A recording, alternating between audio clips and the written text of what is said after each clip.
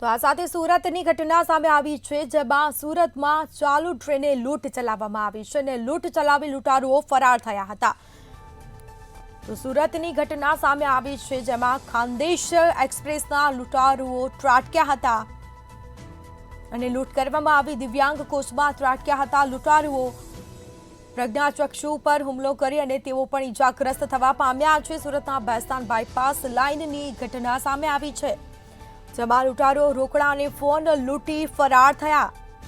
તો આ મામલે તપાસ કરવામાં આવશે। ટ્રેનમાં ઘટના સમયે પોલીસ જવાન હાજર ન હતા।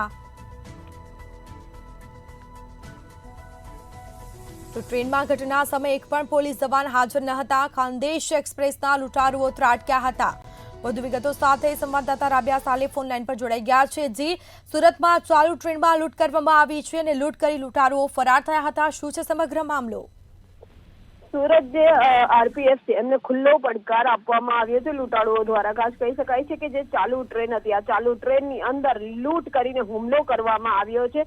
આશ્ચર્યની વાત એ છે કે જે પોલીસ કર્મીઓ એ ડબ્બાની અંદર હાજર રહેવા જોઈએ, પરંતુ તેઓ ત્યાં નહીં હતા, જેને લઈને આ રીતની ઘટના જે છે બનીને સામે આવી રહી છે। ખાનદેશ એક્સપ્રેસના દિવ્યાંગ કોચની અંદર લૂંટારુઓ ત્રાટક્યા હતા અને પ્રજ્ઞાચક્ષુઓ પર હુમલો કરીને તેઓને ગંભીર રીતે ઘાયલ કરીને ત્યાંથી ફરાર થઈ ગયા હતા। સુરતનો જે ભેસ્તાન છે ત્યાંથી આ ટ્રેન જે છે બાયપાસ લાઇન પરથી થઈ રહી હતી, ત્યારે ખાસ કરીને જે લૂંટારુઓ છે તે ત્યાંથી ફોન લૂંટીને ફરાર થઈ ગયા હતા। ફોન અને કેટલાક રોકડા રૂપિયા આ પ્રજ્ઞાચક્ષુઓના જે છે લૂંટાયા હતા। ત્યારે ટ્રેનમાં જે સમયે આ ઘટના બની ત્યારે ત્યાં પોલીસ જવાન હાજર ના હતો, જેને લઈને આ ઘટના બની હોઈ શકે છે।